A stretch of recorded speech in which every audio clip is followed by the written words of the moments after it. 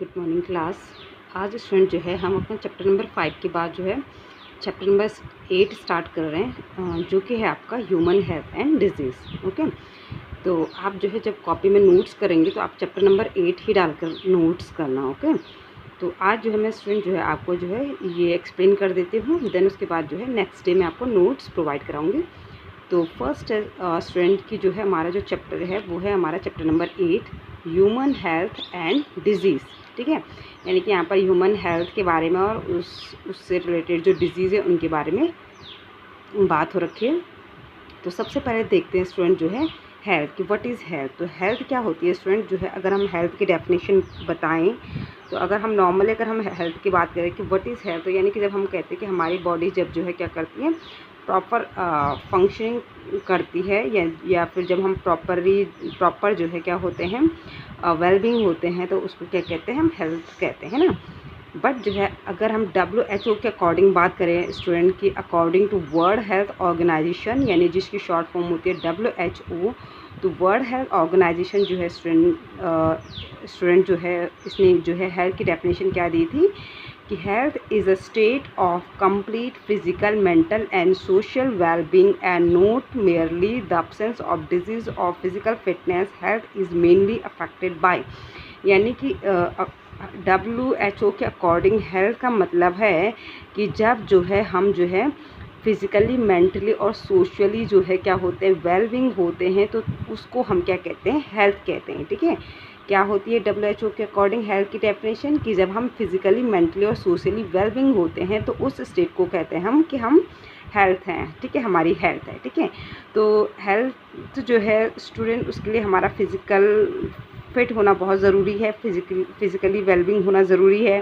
ठीक है, अगर हमारा कोई भी बॉडी का कोई भी फिज़िकल पार्ट जो है हमारा अगर जो है डिस्टर्ब है तो हम उससे जो है क्या होंगे, वो कहीं ना कहीं हम जो है अनहेल्दी हैं। ठीक है, इसी तरीके से अगर जो है स्टूडेंट जो है मेंटली जो है क्या है, वेलबींग नहीं है, तो ये भी हमारा जो है क्या है, हेल्थ, एक गुड हेल्थ का जो है सिम्टम नहीं होगा। ठीक है, और अगर हम सोशली, यानी कि हमारे जो सराउंडिंग है, हमारा जो इन्वायरमेंट है, वो अगर ऑल्सो वेलबींग नहीं है तो उसको भी हम हेल्थ ही नहीं कहेंगे। ठीक है, तो इसलिए जो है हेल्थ का मतलब हो गया कि जब हम फिज़िकली, मेंटली और सोशली जो है तीनों तरीके से बिल्कुल जो है कम्प्लीटली जो है क्या है, वेलबींग है, तो उस स्टेट को कहेंगे हम हेल्थ। ठीक है, तो अब जो हेल्थ होती है स्टूडेंट जो है ये अफेक्टेड होती है किन कारणों से, तो इसके 3 इम्पॉर्टेंट रीज़न है स्टूडेंट जो है हेल्थ के अफेक्टेड होने के, जिसमें से फर्स्ट है स्टूडेंट जो है जेनेटिक डिसऑर्डर।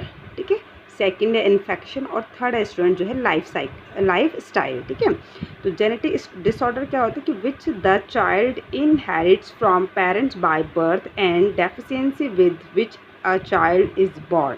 ठीक है, जेनेटिक डिसऑर्डर में क्या कह रहा है स्टूडेंट कि अगर सपोज किसी बच्चे में जो है उसका जो है जेनेटिक मेकअप डिस्टर्ब हो गया है। ठीक है, उसका जो है सेल का जो जेनेटिक मेकअप था वो डिस्टर्ब हो गया है। ठीक है, तो या फिर जो है जो पेरेंट्स से जो है बच्चे में ये जो जेनेटिक डिसऑर्डर है वो इनहेरिटेड हो गया। ठीक है, तो इसको कहा जाता है जेनेटिक डिसऑर्डर। तो जेनेटिक डिसऑर्डर में जैसे हमने स्टूडेंट पिछले लेक्चर में आपको बताया था चैप्टर नंबर 5 में कि डाउन सिंड्रोम, टर्नर सिंड्रोम, ये क्या होते हैं, जेनेटिक डिसऑर्डर होते हैं ना, जहाँ पर क्रोमोसोम का नंबर जो है कम हो जाता है, बढ़ जाता है ना, ये जेनेटिक डिसऑर्डर हो गया, या जहाँ पर एक सिंगल बेस पेयर में जो है म्यूटेशन हो जाता है, ये सब जेनेटिक डिसऑर्डर है।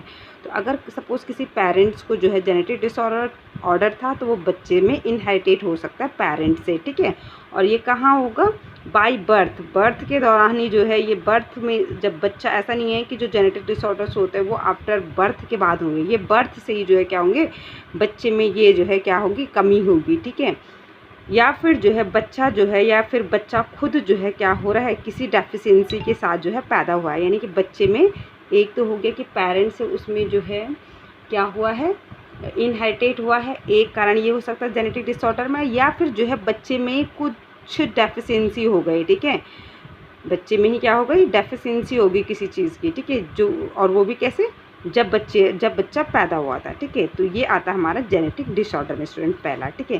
सेकंड जो हेल्थ को अफेक्ट करता है वो है स्टूडेंट जो है इन्फेक्शन। इन्फेक्शन क्या होता है? It is cause by pathogen, यानी पैथोजन्स के कारण होने वाले इन्फेक्शन जो है ये हमारी हेल्थ को क्या करते हैं? अफेक्ट करते हैं, ठीक है। सेकेंड हो गया हमारा इन्फेक्शन। और थर्ड हो गया स्टूडेंट जो है लाइफस्टाइल। लाइफस्टाइल में क्या होगा कि including the food and water we take, rest and exercise habits that we have और लैक एक्सेट्रा, है ना। लाइफस्टाइल में क्या कह रहा है कि ये हमारा जो खान पान है, जो हम ले रहे, जो हम खाने पीने में चीज़ें ले रहे हैं उनकी वजह से, जैसे कि आपको पता है कि हम बहुत ज़्यादा आज की डेट में जो है जो हर कोई है वो जंक फूड खाने लग गया है, ठीक है। बहुत सारी जो है कोल्ड ड्रिंक वगैरह पीने लग गए हैं, ठीक है। ये हेल्थ को अफेक्ट करता है, ठीक है। जो है जो हम रेस्ट ले रहे हैं या एक्सरसाइज अगर कर रहे हैं या रेस्ट भी कितना कर रहे हैं कितना नहीं कर रहे, क्योंकि इन सब चीज़ का भी एक टाइम होता है ना रेस्ट का भी। ये नहीं कि अगर आपको एक दिन में 8 घंटे के लिए रेस्ट बोला जाता है तो ऐसे नहीं कि आप एक दिन में जो है 15 घंटे का रेस्ट कर रहे हो, ठीक है। ये हो गया, ठीक है। एक्सरसाइज आप प्रॉपर नहीं कर रहे हो, ठीक है। आपका जो आदतें हैं वो, ठीक है। तो थर्ड हो गया स्टूडेंट जो है लाइफस्टाइल, ठीक है, कि आपका खान पान, आपका जो है रेस्ट, एक्सरसाइज हैबिट्स में क्या क्या इंक्लूड है वो भी आपकी जो है हेल्थ को अफेक्ट करता है। तो हमने क्या पढ़ा स्टूडेंट जो है अभी हेल्थ की definition according to WHO। Health को 3 चीज़ें अफेक्ट करती हैं, जेनेटिक डिसऑर्डर, इन्फेक्शन और लाइफस्टाइल, ठीक है। इसमें से स्टूडेंट जो है जेनेटिक डिसऑर्डर पे तो हमारा कोई कंट्रोल नहीं है, ये तो अगर बच्चे में हो रही है तो वो होगी, ठीक है। बट ये है कि इन्फेक्शन और लाइफस्टाइल इन दोनों को हम जो है क्या कर सकते हैं? कंट्रोल कर सकते हैं। ये टोटली हमारे हाथ में है ना। तो इन दो को हम अच्छे से जो है कंट्रोल कर सकते हैं, ओके। इसके बाद नेक्स्ट है स्टूडेंट जो है आपका जो है इसमें कि आपका जो है गुड हेल्थ के लिए आपको क्या क्या अचीव करना चाहिए, ठीक है। गुड हेल्थ के लिए हमें क्या क्या अचीव करना चाहिए, तो वो नेक्स्ट टॉपिक है आपका कि good health can be achieved and maintained by, first है balance diet, personal hygiene and regular exercise. यानी कि ये कह रहा है कि पहला तो हमें जो है प्रॉपर हमारी जो बैलेंस डाइट होगी वो लेनी चाहिए। बैलेंस डाइट का मतलब क्या होता है स्टूडेंट? ऐसा डाइट जिसमें कि ऑल न्यूट्रिएंट्स अवेलेबल हो, है ना, क्योंकि हमारे शरीर के लिए जो है सभी न्यूट्रिएंट्स क्या होते हैं? इंपॉर्टेंट होते हैं। तो ऐसी डाइट जिसमें कि सभी न्यूट्रिएंट्स जो है क्या मौजूद हो? न्यूट्रिएंट मौजूद है, यानी कि कार्बोहाइड्रेट हो, फैट हो, प्रोटीन हो, विटामिन हो, ये सब चीज़ें जिसमें मौजूद हों, ठीक है, उसको बैलेंस डाइट कहा जाता है, ठीक है। अपनी पर्सनल हाइजीन का ध्यान हमें खुद रखना है, ठीक है। अपना प्रॉपर जो है हमें हाइजीन रखना है अपने आप को, और रेगुलर एक्सरसाइज करनी है, ठीक है। तो एक इसके द्वारा जो है आप जो है अपनी हेल्थ को मेंटेन कर सकते हो। सेकेंड है स्टूडेंट कि regular yoga practice to achieve physical and mental health, ठीक है।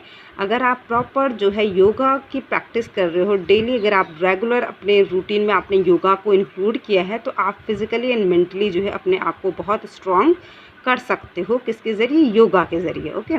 नेक्स्ट स्टूडेंट जो है कि अवेयरनेस अबाउट द डिजीज़, आपको डिजीज़ के बारे में अवेयरनेस होनी चाहिए ताकि कि आप उससे अपने आप को प्रिवेंट कर सको, and their effects on body and its function, है ना। तो क्या कह रहा है कि आपको सबसे पहले कि डिजीज़ के बारे में अवेयर हो, डिजीज़ के बारे में, प्लस उनके हमारी बॉडी में क्या इफ़ेक्ट्स होते हैं और वो उनका क्या फंक्शन होता है, इन सब चीज़ों के बारे में आपको अवेयरनेस होनी चाहिए, आपको जानकारी होनी चाहिए ताकि कि आप उन डिजीज़ से अपने आप को प्रिवेंट कर सको। तो जैसे इस टाइम पर स्टूडेंट जो है कोरोना का है, तो कोरोना के बारे में जब आपको नॉलेज आपको मिली है, ठीक है, या आपको जो है आपने देखा होगा कि किस तरीके से गवर्नमेंट ने हर फ़ोन कॉल में भी आप जो है जब भी कुछ डायल करते हो तो उसमें भी जो है एक मैसेज आपको देते हैं कि किस तरीके से आपको जो है क्या करना है, कोरोना से जो है अपने आप को प्रोटेक्ट करना है। तो सेम उसी तरीके से जो है आप जब कोरोना के आपको जो है अवेयरनेस मिली तो आप अपने आप को जो है कोरोना से प्रिवेंट कर रहे हो, ठीक है, बचा रहे हो अपने आप को, ठीक है। ऐसे ही आपको हर डिजीज़ के बारे में नॉलेज होना चाहिए, उसके हमारे बॉडी में क्या इफेक्ट्स होते हैं और उसके क्या फंक्शंस होते हैं, इनके बारे में आपको अच्छे से क्या होनी चाहिए? अवेयरनेस होनी चाहिए, है ना स्टूडेंट्स। उसके बाद है वैक्सीनेशन या इम्यूनाइजेशन अगेंस्ट इन्फेक्शियस डिजीज़। जो भी इन्फेक्शियस डिजीज़ होती है जो कि पैथोजेंस के कारण होती हैं, यानी कि इन्फेक्शियस डिजीज़ का मतलब क्या हो गया स्टूडेंट कि वो डिजीज़ जो कि एक अनहेल्दी पर्सन से हेल्दी पर्सन में स्प्रेड होती है, उनको कहा जाता है इन्फेक्शियस या कम्युनिकेबल डिजीज़। तो आपको जो है इन्फेक्शियस डिजीज़ और कम्युनिकेबल डिजीज़ के बारे में जो है उनके अगेंस्ट जो है क्या होना चाहिए, आपका वैक्सीनेशन होना चाहिए, ठीक है। वैक्सीन आपको लगानी चाहिए, ठीक है, ताकि कि आप उससे अपने आप को प्रिवेंट कर सको। और लास्ट पॉइंट है स्टूडेंट जो है फिफ्थ पॉइंट कि proper disposal of water, proper disposal of waste, control of vectors, maintenance of hygiene food and water resources. Last point कहता है स्टूडेंट कि हमें जो है प्रॉपर जो वेस्ट है उनका डिस्पोजल करना चाहिए, है ना, उनको डिस्पोज करना चाहिए जो वेस्ट मटेरियल है। उसके बाद जो है वेक्टर्स को कंट्रोल करना चाहिए। वेक्टर का मतलब हो गया स्टूडेंट कि जो कि डिजीज़ को कैरी करते हैं ना, ऐसे पैथोजेंस को कैरी करते हैं जो डिजीज़ पैदा करते हैं। तो जैसे हमारा मॉस्किटो हो गया, हाउस फ्लाई हो गया, इन पे कंट्रोल होना चाहिए, है ना। इसलिए आपने देखा होगा स्टूडेंट कि इस टाइम पर रेनी सीजन है तो हर कहीं जहाँ भी वाटर कलेक्ट होता है तो नहीं होना देना चाहिए। क्यों? क्योंकि इससे जो है इस टाइम पर हमारे जो मॉस्किटो होते हैं ये मलेरिया या फिर जो है डेंगू वगैरह को जो है क्या करते हैं, स्प्रेड करते हैं, ठीक है। तो वेक्टर्स को जो है हमें प्रॉपर जो है इनका भी कंट्रोल होना चाहिए हमारे हाथ में। हाउस फ्लाई वगैरह का पूरा कंट्रोल होना चाहिए, ठीक है। और जो है अपनी हाइजीन फूड और वाटर रिसोर्सेज जो भी है उनको जो है प्रॉपर जो है मेंटेनेंस उनकी करनी चाहिए, ठीक है, कि जो हमारा फूड और वाटर रिसोर्सेज हैं उनको जो है अच्छे से आप मेंटेन करके रखो, ठीक है, साफ़ सुथरा रखो, ठीक है स्टूडेंट। तो ये था स्टूडेंट जो है आपका गुड हेल्थ को अचीव करने या अपने आप को मेंटेन करने के कुछ पॉइंट्स, ठीक है। तो क्या क्या कहा कि आपको बैलेंस डाइट लेनी चाहिए, पर्सनल हाइजीन और रेगुलर एक्सरसाइज इंक्लूड करना चाहिए। योगा को अगर आप जो है रेगुलर अपने रूटीन में जो है क्या करते हो, इन्वॉल्व करते हो, तो इससे आप फिज़िकली और मेंटली अपने आप को काफ़ी स्ट्रॉन्ग बना सकते हो। आपको जो है डिज़ीज़ उसका हमारी बॉडी में क्या इफ़ेक्ट है और उनके क्या फंक्शंस होते हैं उस डिज़ीज़ के, उसके बारे में आपको अवेयरनेस होनी चाहिए। इन्फेक्शियस डिज़ीज़ के अगेंस्ट जो है वैक्सीन लगानी चाहिए। और जो वेस्ट है उनका प्रॉपर डिस्पोजल होना चाहिए। वेक्टर्स पे कंट्रोल होना चाहिए और हाइजीन मतलब फूड और जो वाटर रिसोर्सेज है उनका प्रॉपर हाइजीनिक रखना चाहिए, ठीक है। अब आप सपोज़ कहीं पर आप खाना बना रहे हो, वही जो जगह है आपका वही हाइजीनिक नहीं है, तो क्या फ़ायदा फिर उस खाने का ना। क्योंकि उसमें तो आप देख रहे हो कि वहाँ पर दुनिया भर के आपकी मक्खियाँ बैठ रही हैं, ठीक है। तो वो कहीं ना कहीं आपकी जो है जो इन्फेक्शियस डिजीज़ है उनको स्प्रेड कर रही हैं, है ना।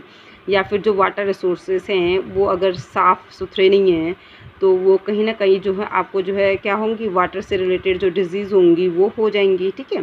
तो इसलिए वाटर और फूड रिसोर्सेज का अच्छे से जो है मेंटेनेंस रखना चाहिए।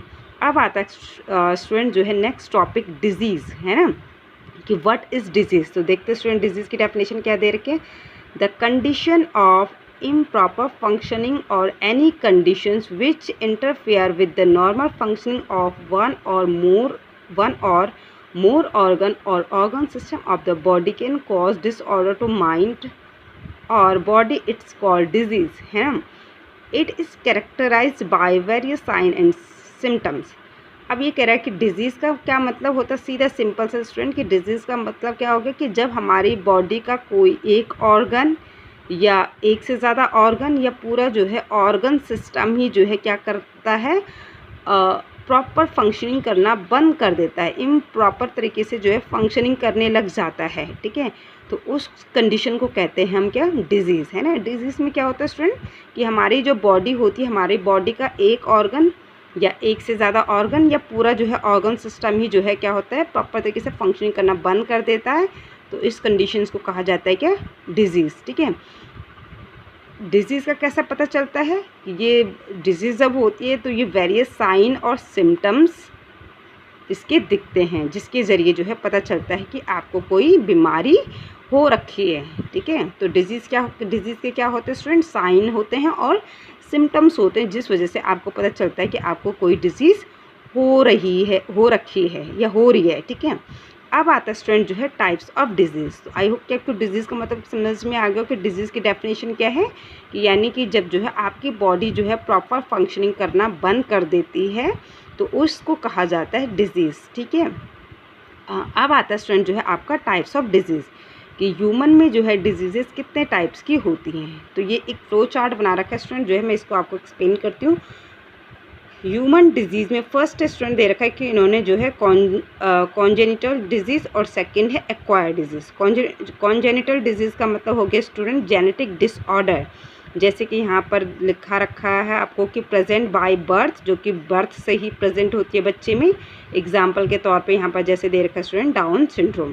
तो कॉन्जेनिटल डिजीज़ का मतलब हो गया स्टूडेंट कि सबसे पहले तो डिजीज़ को जो है 2 पार्ट में डिवाइड किया गया है, मतलब बच्चे के होने के पहले से ही है या बाद में हुई है उसके अकॉर्डिंग, ठीक है। तो ऐसी डिजीज़ जो बच्चे में पैदाइशी मतलब बर्थ से पहले से ही मौजूद है, ठीक है, यानी कि मदर के जब वो यूट्रस में था तभी से उसमें वो डिज़ीज़ है, तो इस टाइप की जो डिज़ीज़ होती है उन्हें कहा जाता है कॉन्जेनिटल डिजीज़, ठीक है। जो कि बेसिकली जो है इस टाइप की जो डिजीज़ होती है वो जेनेटिक डिसऑर्डर्स होने के कारण ही होती है ना। तो जैसे कि इसमें एग्जांपल दे रखा डाउन सिंड्रोम। तो डाउन सिंड्रोम क्या है, एक जो है जेनेटिक डिसऑर्डर है ना, जिसमें कि जो है क्या होता है आपका जो क्रोमोसोम्स के नंबर होते हैं वो इफेक्ट हो जाते हैं ना। अब सेकंड दे रखा है स्टूडेंट जो है एक्वायर्ड डिजीज़। एक्वायर्ड डिजीज़ का मतलब कि ऐसी डिजीज़ जिसको कि बच्चा आफ्टर बर्थ के बाद जो है एक्वायर्ड कर रहा है, ठीक है।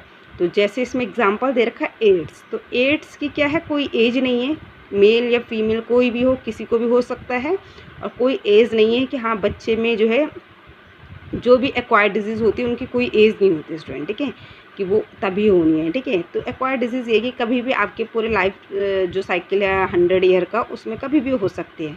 तो एक्वायर्ड डिजीज़ का सीधा सिंपल सा मतलब हो गया कि जो आफ्टर बर्थ जो है बच्चे में होती है उनको एक्वायर्ड डिजीज़ कहा जाता है। और इसमें आपका दे रखा है एड्स, जैसे एग्जाम्पल के तौर पर दे रखा है एड्स, है ना। तो एड्स एक्वायर्ड डिजीज़ ही है, कॉन्जेनिटल डिजीज़ तो है नहीं, है ना। अब एक्वायर्ड डिजीज़ जो है स्टूडेंट जो है ये 2 तरीके की होती है फर्दर। एक्वायर्ड डिजीज़ क्या होती है फर्दर, 2 तरीके की होती है स्टूडेंट, ठीक है। एक होती है कम्युनिकेबल, जिसको कि हम इन्फेक्शियस भी कहते हैं, और एक होती है नॉन कम्युनिकेबल या नॉन इन्फेक्शियस, है ना। तो कम्युनिकेबल डिजीज़ क्या होती है स्टूडेंट, कि वो डिज़ीज़ जो कि क्या होती है एक अनहेल्दी पर्सन से हेल्दी पर्सन में ट्रांसफ़र होती है, उनको कहा जाता है स्टूडेंट कम्युनिकेबल डिजीज़, है ना। कम्युनिकेबल या इन्फेक्शियस डिजीज़ क्या कहा है स्टूडेंट हमने, कि those diseases which spread from unhealthy person to healthy person, उनको कहते हैं कम्युनिकेबल। और नॉन कम्युनिकेबल में क्या होगा, which not spread from unhealthy person to healthy person, वो हो जाएगी आपकी नॉन कम्युनिकेबल या नॉन इन्फेक्शियस डिजीज़। तो इन्फेक्शियस और कम्युनिकेबल सेम हो गई स्टूडेंट, ठीक है। क्वेश्चन जरूरी नहीं है कि व्हाट इज़ कम्युनिकेबल डिजीज़ करके आए, ठीक है। क्वेश्चन जो है इन्फेक्शियस डिजीज़ करके भी आ सकता है। तो कम्युनिकेबल और इन्फेक्शियस का मतलब सेम हो गया, और नॉन कम्युनिकेबल और नॉन इन्फेक्शियस मतलब सेम चीज़ की बात हो रही है ना। अब कम्युनिकेबल डिजीज़ क्योंकि ये क्या है स्टूडेंट जो है एक पर्सन से दूसरे पर्सन में जो है क्या हो रही हैं, स्प्रेड हो रही हैं, तो इसका मतलब क्या होगा कि ये जो है किसी न किसी पैथोजेंस के कारण जो है ये डिज़ीज़ जो है क्या हो रही है, स्प्रेड हो रही है ना। यानी कि जो है जो कम्युनिकेबल होगी वो अगर स्प्रेड हो रहा तो इसके पीछे पैथोजेंस होंगे, है ना, जो कि उस डिज़ीज़ को एक से दूसरे पर्सन में जो है वो स्प्रेड कर रहे हैं। तो इसमें आपके बैक्टीरियल डिजीज़ेज़ हो सकती हैं, बैक्टीरिया के कारण होने वाली डिजीज़ हो सकती हैं कम्युनिकेबल में, वायरल डिजीज़ हो सकती है, वायरस से होने वाली डिजीज़ जो होती हैं, ठीक है। प्रोटोजोवन डिजीज़ हो सकती है, प्रोटोजोवन से होने वाली डिजीज़ हेलमिंथिस डिजीज़ होती है, हेलमिंथिस से होने वाले, और फंगल डिजीज़ होती है, फंगस से होने वाले। तो कम्युनिकेबल में क्या होते हैं, ये पैथोजेंस होते हैं, bacteria, virus, protozoa, helminths, fungi, ये क्या होते हैं, पैथोजेंस होते हैं, जिनके कारण क्या होती है, जो डिजीज़ होती है वो एक अनहेल्दी पर्सन से हेल्दी पर्सन में स्प्रेड होती है। ओके, अब है नॉन कम्युनिकेबल, है ना। नॉन कम्युनिकेबल या नॉन इन्फेक्शियस में क्या कहा स्टूडेंट हमने, कि ऐसी डिजीज़ जो कि क्या होती है स्प्रेड नहीं होती है, उनको नॉन कम्युनिकेबल कहा जाता है ना। तो इसमें एग्जांपल दे रखा है, जैसे डेफिशिएंसी में किसी की भी डेफिशिएंसी हो सकती है स्टूडेंट, ठीक है। विटामिन ए की हो सकती है, विटामिन बी की हो सकती है, सी की हो सकती है ना। तो डेफिशिएंसी वाली डिजीज़ हो गई आपकी, ठीक है। उसके बाद जो है आपका जैसे हार्ट डिसऑर्डर इसमें दे रखा, हार्ट डिजीज़ का दे रखा है, ठीक है, कि आपका जो है हार्ट डिजीज़ अगर आपको है तो वो भी क्या हो गई आपका नॉन कम्युनिकेबल हो गया, एलर्जी हो गई या कैंसर हो गया, ठीक है। या जो है कोई एक्सीडेंट किसी का होता है, मतलब आपका जो है फ्रैक्चर वगैरह होता है, तो ये भी किस में आएंगी, आपकी नॉन कम्युनिकेबल डिजीज़ में आएंगी। तो ये था स्टूडेंट जो है आपका ह्यूमन डिजीज़ में, डिजीज़ के जो है एक टाइप्स, ठीक है, कि बर्थ से पहले है तो उसको जो है बर्थ से पहले से अगर बच्चे में है तो उसे क्या कहा जाता है, कॉन्जेनिटल डिजीज़ कहा जाता है, ठीक है। अगर बर्थ के बाद हुई है उसको एक्वायर्ड कहा जाता है। एक्वायर्ड फर्दर 2 टाइप्स की होती है, इन्फेक्शियस और नॉन इन्फेक्शियस। इन्फेक्शियस वो होती है जो बैक्टीरिया, वायरस, प्रोटोजोआ, हेलमिंथेस और फंगीसेस के कारण होती हैं, और नॉन कम्युनिकेबल या नॉन इन्फेक्शियस वो होती है जो कि किसी विटामिन्स की डेफिशिएंसी के कारण हो गई, या किसी का हार्ट प्रॉब्लम है वो भी आपका जो है नॉन कम्युनिकेबल ही हो गया, ठीक है, या नॉन इन्फेक्शियस हो गया। और आपको जो है कैंसर या एलर्जी या कोई वो हाथ पैर किसी का टूट गया, तो ये सब क्या है, नॉन कम्युनिकेबल है। क्यों? क्योंकि ये स्प्रेड नहीं होते हैं, क्योंकि इनमें पैथोजन का कोई रोल नहीं है, ठीक है स्टूडेंट। तो ये था स्टूडेंट जो है आपका एक फ्लो चार्ट, ठीक है। अब आता है स्टूडेंट जो है फर्स्ट है इन्फेक्शियस डिजीज़, ठीक है। इन्फेक्शियस डिजीज़ क्या बताया स्टूडेंट हमने, These diseases are easily transmitted from one person to another via pathogen. The infectious diseases are very common and everyone suffer from these at some time or the other. ठीक है, क्या कह रहा है student की जो infectious disease होती हैं ये क्या होती हैं, बहुत ईजिली जो है ट्रांसमिटेड हो जाती है from one person to another via pathogens, यानी कि पैथोजेंस के द्वारा जो है इन्फेक्शियस डिजीज़ जो है एक पर्सन से दूसरे पर्सन में ट्रांसमिट हो जाती है, ठीक है। इसके बाद है कि ये जो डिज़ीज़ होती है ये बहुत कॉमन होती है, हर कोई इंडिविजुअल जो है अपने लाइफ में जो है इन डिजीज़ से ज़रूर एक बार या एक से ज़्यादा बार जो है सफ़र करता ही करता है ना। आपको पता ही है स्टूडेंट, ठीक है, कि ऐसा कोई पर्सन नहीं है जिसको हम ये कहें कि जिसको कि कभी कोई इन्फेक्शियस डिजीज़ ना हुई होगी, है ना। अगर हम कोल्ड की भी बात करते हैं तो ये भी जो है क्या होता है, एक इन्फेक्शियस डिजीज़ होती है जो कि क्या होता है, स्प्रेड होता है एक पर्सन से दूसरे पर्सन में, है ना। तो ऐसा कोई पर्सन नहीं है कि जिसको कभी इन्फेक्शियस डिजीज़ ना हुई हो, है ना। अब आता है स्टूडेंट जो है पैथोजेंस। तो इन्फेक्शियस डिजीज़ की बात क्या कहा स्टूडेंट हमने, इन्फेक्शियस डिजीज़ का मतलब क्या हो गया कि ऐसी बीमारी जो कि एक पर्सन से दूसरे पर्सन में क्या हो रही है, ट्रांसमिट हो रही है वाया पैथोजेंस के द्वारा, तो इनको कहा जाता है इन्फेक्शियस डिजीज़। अब इसमें पैथोजेंस की बात आई है तो इसलिए पैथोजन को समझ लेते कि व्हाट इज़ पैथोजन। तो पैथोजन क्या हो गया student, disease causing agents are called pathogens. ऐसे एजेंट जिनके कारण की डिजीज़ हो रही है उनको कहा जाता है क्या, पैथोजेंस, ठीक है। तो 1 मार्क्स का क्वेश्चन आता है स्टूडेंट आपका बोर्ड एग्जाम में कि व्हाट इज़ पैथोजेंस, तो क्या हो गया, disease causing agents are called pathogens. ऐसे एजेंट जिनके कारण की बीमारी हो रही है वो क्या है, पैथोजन है, ठीक है। अब जो है इसके बाद है आपका कि these are of various types. जो पैथोजेंस होते हैं वो वेरियस टाइप के हो सकते हैं, जैसे कि हमने अभी ऊपर कम्युनिकेबल में पढ़ा था, आपका बैक्टीरिया हो सकता है, वायरस हो सकता है, प्रोटोजोअन हो सकते हैं, हेलमिंथेस हो सकते हैं और फंगी हो सकते हैं, ठीक है। इनमें से कोई भी हो सकता है, ठीक है। इन 5 में से जो है आपका किसी के भी कारण जो है आपको इन्फेक्शियस डिजीज़ हो सकती है। और most of the pathogens are parasites. अब ये क्या कह रहा है कि ज़्यादातर जो पैथोजेंस होते हैं वो क्या होते हैं, पैरासाइट्स होते हैं। पैरासाइट्स का मतलब जो कि होस्ट की बॉडी में रहकर जो है क्या करते हैं, न्यूट्रिशन लेते हैं और बदले में उस होस्ट को डिजीज़ देते हैं, ठीक है। तो ऐसे इनको कहा जाता है पैरासाइट्स, तो ठीक है। तो क्या कहा इसने, पैथोजेंस क्या हुए, infectious diseases causing agents are called pathogens, या सिंपल सा disease causing agents are called pathogens. ये हो सकते हैं आपके पैथोजेंस में, बैक्टीरिया हो सकता है, वायरस हो सकता है, प्रोटोजोअन हो सकता है, हेलमिंथेस हो सकता है और फंगी हो सकता है। और मोस्ट ऑफ द पैथोजेंस क्या होते हैं स्टूडेंट, आपका पैरासाइट्स होते हैं, है ना स्टूडेंट। तो ये था स्टूडेंट जो है आपका जो है इन्फेक्शियस डिजीज़ और पैथोजेंस के बारे में, ठीक है।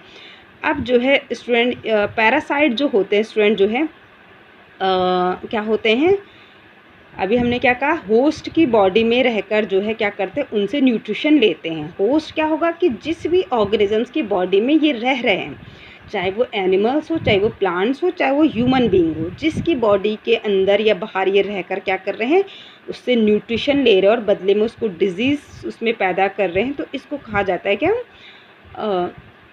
होस्ट, तो होस्ट क्या हो सकते हैं, एनिमल्स हो सकते हैं, प्लांट्स हो सकते हैं और ह्यूमन बींग्स हो सकता है ऑल्सो, ठीक है।